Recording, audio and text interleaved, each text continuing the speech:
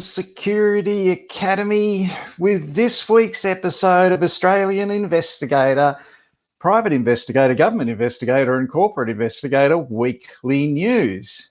So this week we're coming to you from Tasmania, and let's start off with having a look at what job vacancies came up this week. There are some beauties. If you're looking for a job as an Australian private investigator, corporate investigator or government investigator, jump on the Facebook page that you're looking at right now. You'll see weekly updated jobs that are available all around Australia for investigators. Here's the first one. Woolworths are looking for an investigator to do their investigations nationwide. So if you jump on that Facebook page that I just referred you to, you'll see that job from Woolworths. It's available there right now. Virgin, they want a Virgin investigator. So they're looking for an investigator out of Perth. Now that's an auditor investigator. You'll see that on the Facebook page. So jump on and have a look at it. A couple of my favourite people, James and Coralie down at ProCare in Sydney. Love going down there to visit them at ProCare. They've got a job basically in Sydney for investigations. Also got a vacancy in Adelaide as well. So they've got two jobs there running currently. Jump onto that Facebook page and have a look at it. They're really great people at ProCare. Really enjoy working with them, work with them quite a bit. They send me a lot of students, and boy, are they a busy organisation at ProCare. Down in Melbourne, they are looking for a COVID-19 quarantine investigator down there. So certainly don't be afraid to jump on that Facebook page and have a look at that website. See that COVID-19 vacancy. So that's a beauty down in Melbourne. It's only going to be a new vacancy, but the Department of Justice are looking for an investigator for that. Freeman's are seeking an investigator for common law liability. Now, you'll be going out doing investigations, getting the insurers to address particulars of negligence in relation to common law over serious matters that have resulted in serious injury that happened a few years ago. So push has come to shove and it's going to go to court, and thereafter a part-time common law person down there. I started my career at Freeman's. Good on you guys and girls down there. Waste compliance officer is required at the South Burnett Regional Council, so that's only a 6-month position, but still, if you're in that area, it's a job that's available. It's a very important one too. Here's one that's available in lots of different places all around the country.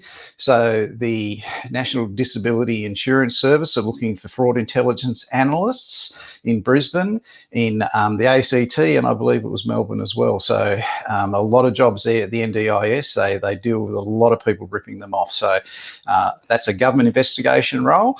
You'll need a certificate in government investigation to be considered for that role, and most of the people in the NDIS study there course at the Australian Security Academy, which you're watching right now. This job is at ACT. It's for multiple investigators, inspectors for WorkSafe. So you'll be going out enforcing compliance with workplace standards. That's a great role. Once again, you're going to need that certificate in government investigation, and we'll be teaching that down there in the ACT later on this year. So that's a role that's available down there at the moment.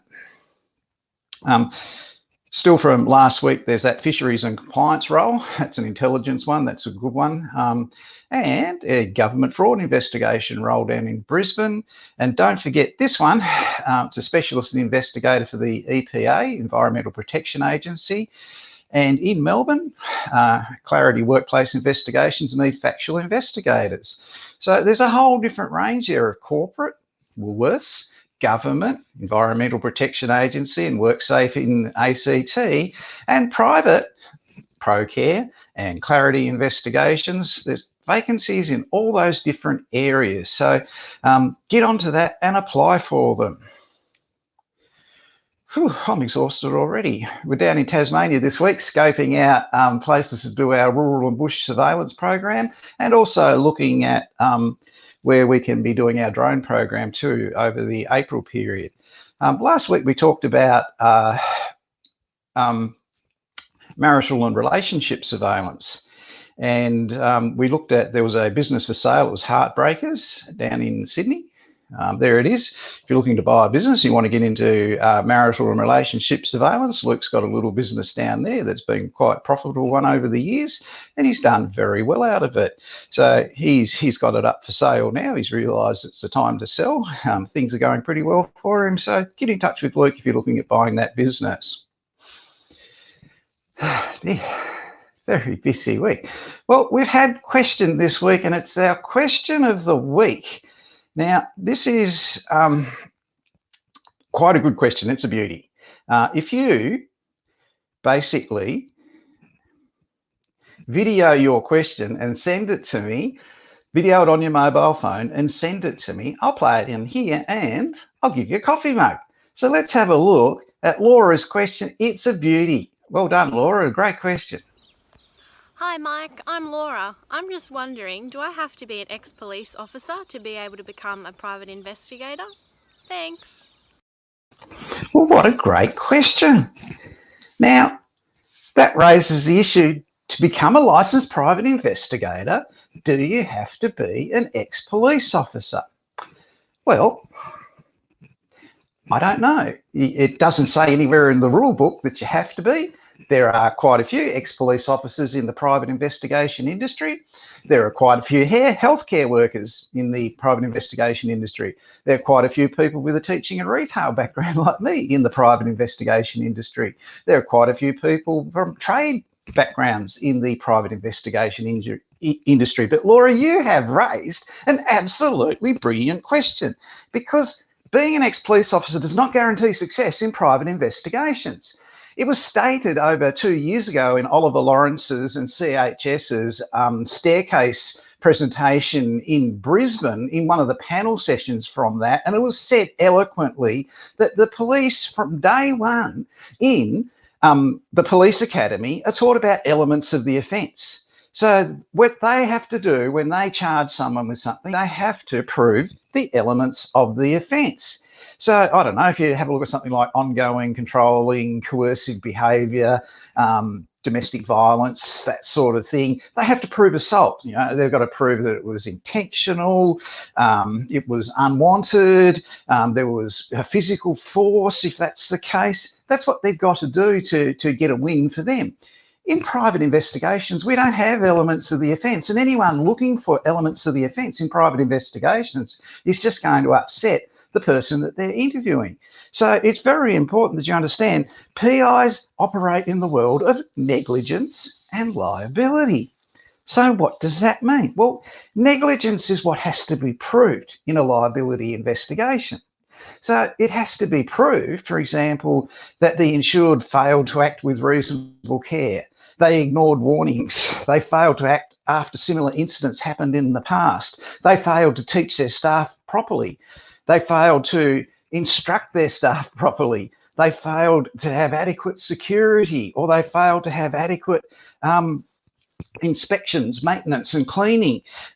That's all part of their duty of care. So that's what private investigators do. They look at negligence and liability. So two different worlds. One's elements of the offence, which doesn't happen in civil investigations, rarely, or might happen in a couple of areas. But the other is negligence and liability. So, Laura, no, you do not have to be a police officer to have a career, a successful career in private investigations. Now, some investigations are of a significant fraud nature, and they will mostly be in general insurance mostly. And so some of that training at the police where they did training actual fraud can come in rather handy. You don't have to be an accountant for that. You don't have to be a police officer to do it either, because you'll be doing stolen motor vehicle investigations, home arson investigations and home burglary investigations, but you're not going to be looking as the arson investigator. You're going to be interviewing the owner about their loss. So, and what evidence they have of their loss and what they can provide. So do not have to be an ex-police officer. And if the ex-police officer cannot let go of that elements of the offence thing, that can mean people will be reluctant to employ them because they don't want upset and complaining witnesses about how they were treated during the interview process as if they were suspects. And that's very important in today's environment with vulnerable clients and customers at insurance companies coming out of the Hayne inquiry.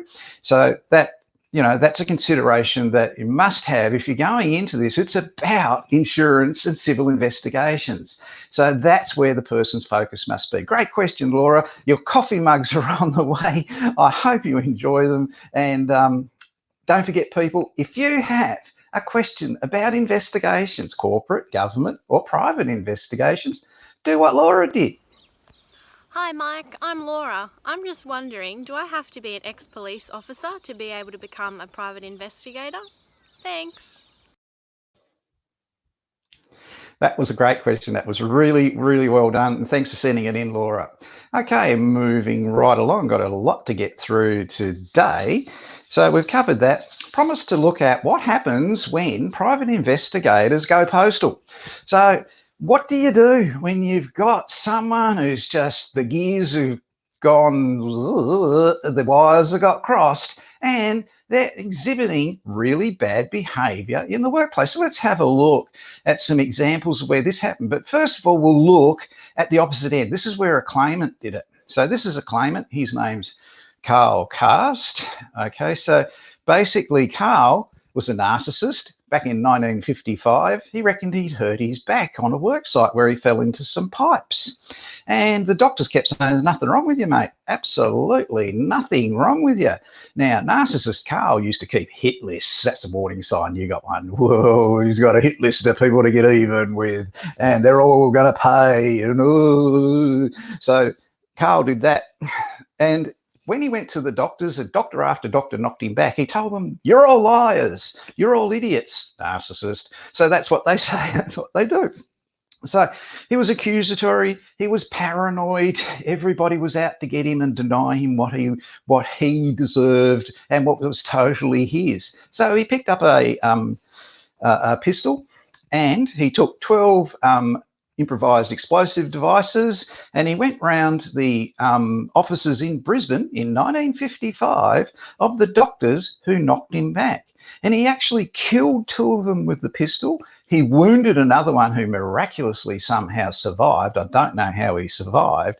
And then he wasn't a very good narcissist, and he wasn't even very good at suicide, so he blew himself up, and that didn't work. So he had to reach into his pocket, pull out his pistol and shoot himself with that. So that's what can happen with people that get fixated, absolutely fixated on one issue. And it was shared around quite a few people, and a very scary time. Now, it's a lesson in history for banks, insurance companies, that sort of thing, that people can behave like that and get pissed off like that. And Carl's story isn't one that's really told outside of workers' compensation circles, but my word, they're aware of it in Brisbane and in Queensland. So that's the first one. The next one, this one was a supreme idiot. Darren Lee Shee. He was 33 then, he'd be 54 now. He was sentenced by Justice Debbie Mullins to 20 years in jail. He's probably out now, the prick, for the murder of a loving couple who he shot execution style with a 9mm pistol in front of their 7 screaming children. Now, this was a marital and relationship investigator who did this in Maryborough in Queensland in 2001.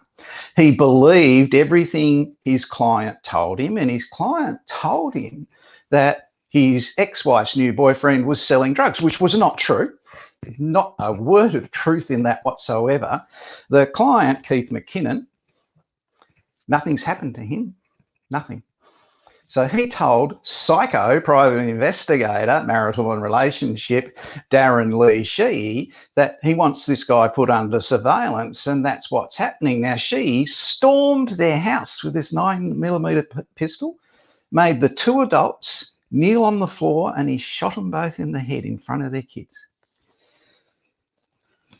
Now, every time one of those kids used the word private investigator, they'd vomit. It's an awful thing. So they do go wacko. And not all of them, but it can happen. There are early warning signs of that sort of behaviour. It looks a little bit odd in the beginning, then it just gets a little bit stranger, then it gets threatening, and it goes on and on. So what is the difference when you see this in the workplace as a private investigator between factual investigators and surveillance investigators? That there are signs that something's not quite right. Now, with factual investigators, every employer in the world, and especially in Australia, of investigators, government, corporate or private, knows when a factual investigator is having a rough time mentally.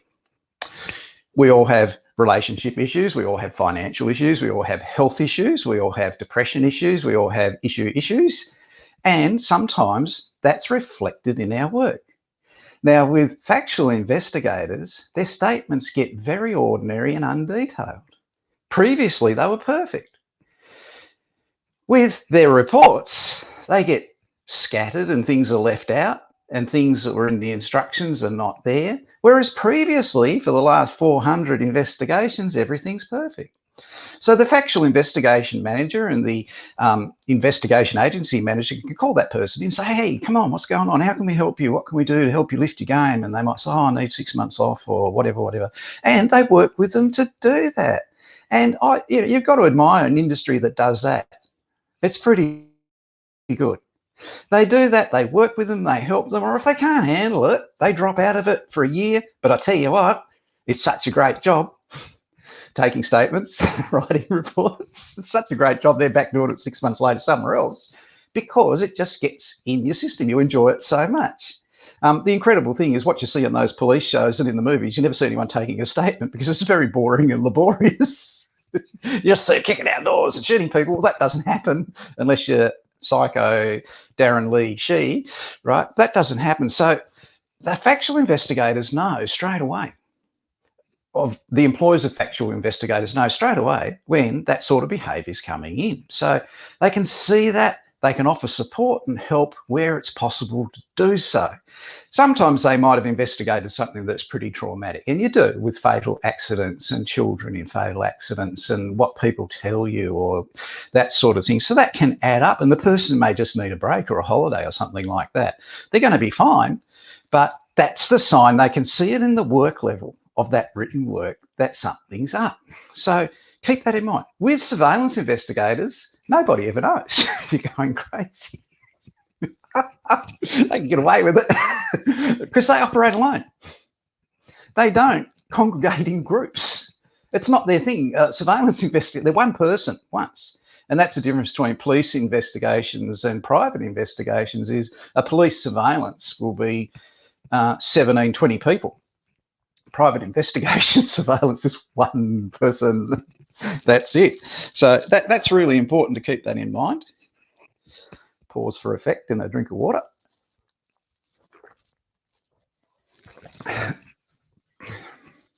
So they monitor this sort of thing. They monitor the quality of the work. They know what's going on with that. So, keep that in mind as some of the signs that you can see. Some of the things you also see with surveillance people is they might go nutty on social media and start posting stupid, incomprehensible stuff. So that's something that they look out for too. Now, coming up next week, people, this is really, really important. Just checking my notes.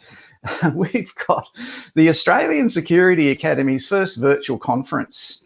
It's on February the 3rd and 4th, and it's the first part of a tri-series of 6 days. So it's a 2-day program where we're going to go through the important aspects of the investigation program for the Certificate 3 Investigative Services and the Certificate 4 in Government Investigation. Now, in going through that, we're going to be basically having training sessions where we're training in statement taking or time and event line or OSINT, what you've got to do for OSINT with your searches, surveillance, we're doing that. We're doing running and managing your business, but also incorporated in this is Pat Flynn and I are going to be helping you with your assessments, with your study in the Moodle program. So you're an enrolled Australian Security Academy student and you're studying here in this interface, which you're very familiar with, which you know is content rich and up-to-date and actually world-class investigation training as far as it goes, because it's written by contemporary investigators who do investigations. It's not stuff that's made up by one idiot who thinks they're, God's gift to investigations, who reckons they know everything. This is done by over 125 different investigators have written that program. So to complement that and to bring it into some context, we have these first 2 days of our 6-day program where you can actually meet Pat and I. You can actually talk to us face to face. It's like you're actually there. So Pat will be doing a presentation. I'll be doing a presentation. In the afternoon, we break out for some little group work in sessions where I go through with you, talking to you just as I am now. You're looking at me. You're there with a couple of other students asking questions about your assessments, and I'm guiding you on that. Now, if you really want to move your program along, then that's the way to do it. Join that conference. Now, you might not be able to make the first 2 days. Well, the next 2 are on the 10th and 11th of February. And then the next lot are in mid-March. So if you do those other 2, that's fine. Going into that conference, signing in, spending 10 minutes there doesn't mean you're going to pass your course. You have to actively participate in it, and you've still got to complete the assessments over here in your Moodle program. So it's there to help and support you. It doesn't cost a cent. If you're an Australian Security Academy student and you would like to attend that, then flick me an email. I'll send you your link, and all you have to do is sign in, go to the free checkout, and next Wednesday and Thursday, you can meet Pat and I and the other trainers who are specialists in this industry experts in searches, industry experts in surveillance, that sort of thing, and we cover the first 2 days. Make sure that you check your times, because it's across 3 different time zones. So be sure when you sign in to check the times of when the things are on. And mostly in the morning it's presentations, and mostly in the afternoon it's a combination of presentations and assistance with the assessments. So people, that's our program for today. I'm down in Tasmania at the moment. And I just couldn't let go.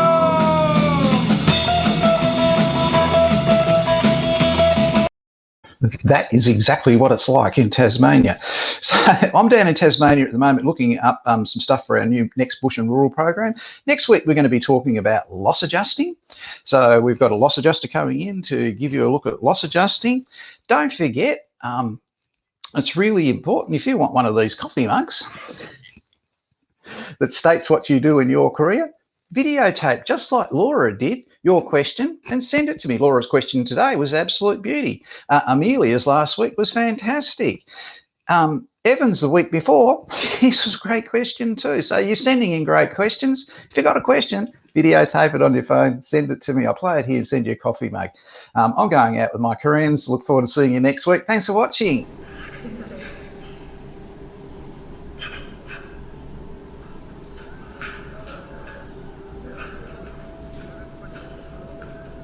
작전 종료. 전원 복귀할 것.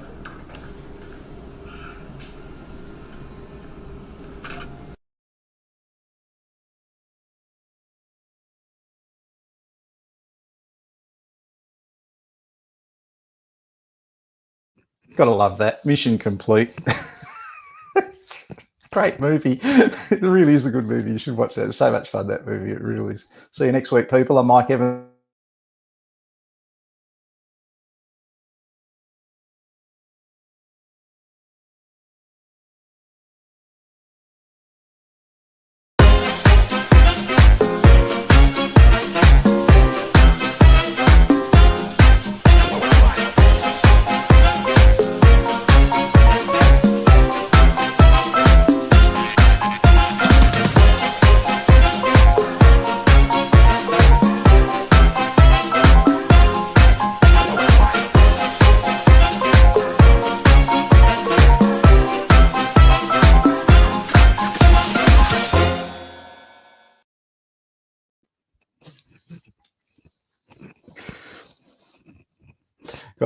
Gotta love it.